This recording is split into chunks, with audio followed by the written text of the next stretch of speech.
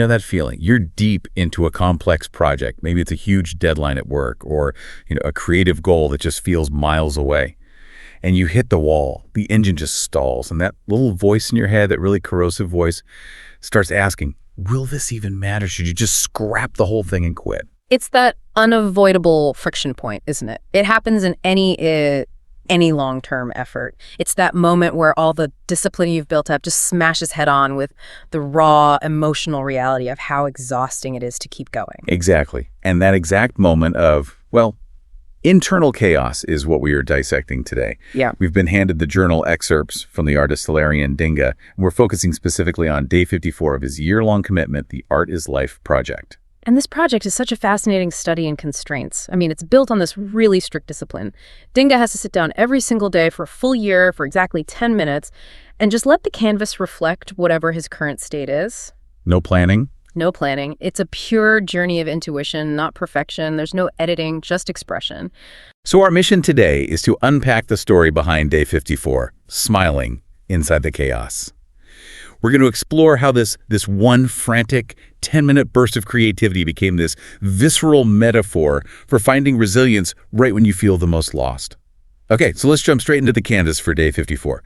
Dinga starts, and the journal says, with no direction, which for him is a bit unusual. It's just raw, uncontrolled movement. Right. It's not about creation that day. It's an emotional purge. If you could see the image, it's just thick, frenetic energy. You see lines, colors, loops, scribbles. It's a whole spectrum of anxious feeling. What are the colors like? Well, blue overlaps this kind of sickly green. You have thick red strokes that cut aggressively across yellow, and then purple is just twisting through it all. The page quickly becomes a whirlwind, and his notes say explicitly, no logic and no pattern. It sounds less like a painting and more like, the physical evidence of anxiety. That's the critical insight. Yeah. Dinga immediately connected those swirling, uncontrolled lines directly to the tension he was feeling inside. He felt, in his words, tangled and uncertain about the value of the whole 365-day project. So the chaos on the page really is the chaos in his head. It perfectly reflects the destabilizing internal dialogue, the one that plagues anyone deep into a big project. The one that says, what is the point of all this? Precisely. The core conflict of day 54 wasn't external at all. It was completely internal. The art wasn't just about confusion, it was confusion. And what's so important to remember is the speed. In just 10 minutes, there's no time to rationalize, no time to clean up the mess. The chaos just has to stand. Okay, but then something shifts. This is the pivot point. You have this 10-minute explosion of color and doubt, and then right in the heart of the storm, something emerges almost spontaneously. Yes, a central figure appears almost accidentally out of the lines that were already there. So he didn't draw it from scratch. No, it was more like it was revealed. He strategically layered some lines or maybe cleaned up others in one specific spot, and what came out was this profound, very simple portrait. Give it the details. What did this figure look like? It's really defined by a large, warm, sort of encompassing smile. And that smile is outlined specifically in bold red and orange, colors of heat, of life. Yeah. Then there are two tall, colorful eyes and a very simple nose. And the figure, it doesn't look worried or stressed at all. It's looking right back at the artist. And the message he took from it is almost ridiculously simple, but so powerful. It's okay. Just smile and push through. And that's where we need to dig a little deeper than just, a self-help platitude. The journal really emphasizes that this joy, this smile, it didn't come from a place of sudden clarity or perfection. It came from survival, from resilience. It's the little spark that refuses to go out. Exactly. The fragile internal spark that refused to be consumed by all the mess around it. But wait, if the whole point of the project is emotional honesty, isn't forcing a smile, even on a canvas, kind of counter to that? Like, what's the mechanism there that lets resilience just get painted into existence in 10 chaotic minutes? That's a great question. And the mechanism is the constraint itself. Dingo wasn't trying to feel happy. He was trying to finish the day's work. The physical action of outlining the face, of choosing those bold red and orange colors for the mouth, that was an action taken against the feeling of paralysis. So the art becomes the therapy. It becomes therapeutic not because it solves the problem, but because the physical commitment to just doing the 10 minutes forces a new focus. It's disciplined action, carving out a little space for peace. And that visual contrast is everything. The background, it stays wild, uncontrolled, vibrating with colorful noise. So the doubt and the pressure, they don't just disappear. But that central face, it stays calm, joyful, present. It really does act like a lighthouse inside a storm, just holding its place steadily. It's this visual argument that one core part of you can stay centered and present and affirming, even when the environment around you, and let's be honest, the rest of your mind, is screaming chaos. Let's unpack the rest of the visual language here, specifically the elements Dinga used to frame this whole internal battle. Across the top, he puts 4 swirling shapes. They look like colored clouds or maybe emotional thought bubbles. Yeah, and those are the containers for the mental storm. They're densely layered with red, blue, green, and yellow, representing that cognitive interference we all face. And these clouds are explicitly linked in his notes to the emotional framework of creation itself: doubt, fear, memory, pressure, and hope. The inclusion of memory that's fascinating. It suggests it's not just about present pressure, but the baggage of past attempts, past failures. Absolutely. Memory in this context is the weight of past failures or maybe unfulfilled potential, and that just fuels the existing doubt and fear. Those dark elements sit physically above the smile, which shows how these mental storms, they start in your head and they try to consume your core self. And then mirroring those shapes below, you have similar circular forms that kind of anchor the painting. It effectively creates this frame of turbulence. It's chaos above and below, but that central smile is the steady eye of the hurricane.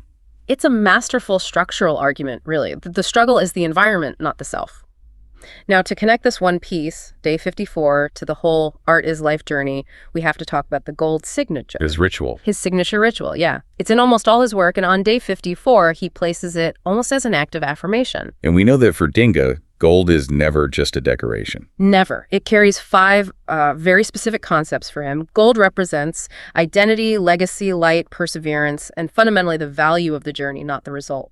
That is a highly philosophical signature. Yeah. So of those 5, which 2 really support the chaotic nature of day 54? Because identity and legacy, those can feel a bit contradictory when you're just trying to survive the moment. That's a great point. I would argue it's the combination of perseverance and the value of the journey. On day 54, Dinga did not produce a beautiful result. He produced a chaotic document of a feeling. If the value was tied to the result, well, he would have failed that day. But by affirming the perseverance, the simple fact that he showed up and he endured the doubt for the full 10 minutes, he validates the value of the journey. So the gold is saying the struggle itself has worth. The gold asserts that the struggle itself is the priceless component of the artwork, regardless of how it looks. The signature is essentially a commitment device then. Exactly. It elevates the piece from just a messy reaction to a symbolic commitment. The affirmation is so explicit. I showed up, I created, I signed my presence, this moment matters. It's a non-negotiable statement of self-worth that's tied directly to the effort, not the aesthetic outcome. I find the distinction Dinga makes between the original artwork, that raw, spontaneous 10-minute burst, and the final NFT version to be really telling.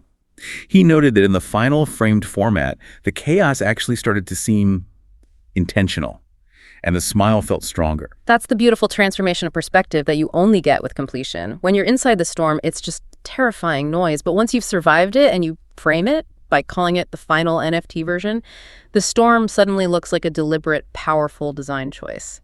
The messy lines gain authority. So the transition from raw sketch to framed digital piece, it validated the struggle. The painting went from being a reaction to doubt to becoming a strong statement about agency, that joy is a choice you sometimes have to force into existence. It shows that clarity is so often retrospective. The work itself wasn't clear in the moment, but the act of completing it and affirming it made the message clear. The core lesson from day 54 really boils down to a simple, essential truth for any big project. Sometimes the only thing you can do is smile and keep moving. It wasn't about waiting for inspiration to strike or for confidence to return. It was about using the discipline of that 10-minute rule to force a creative act, which then became its own solution. That's the powerful idea here, that creation itself becomes the medicine.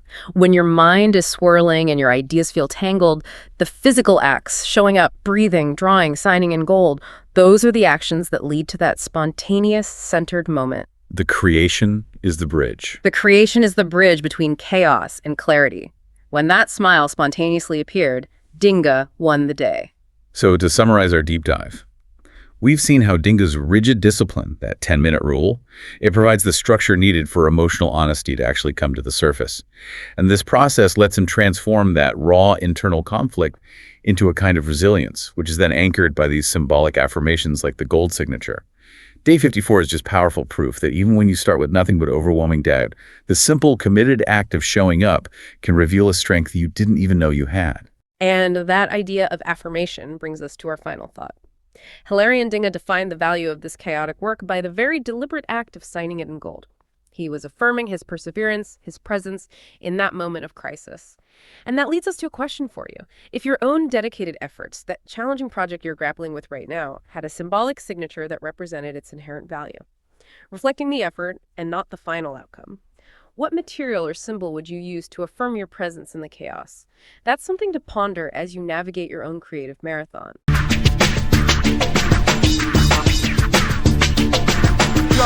All in life intertwined in the beat. Feel it in your soul, every pulse, every heartbeat. Creativity flows, breaks through the strife. Keep it moving, cause hard is life. Found my voice, getting dreams from the start. Expressions unleashed, canvas my heart. Blending strokes to pixels, future and past.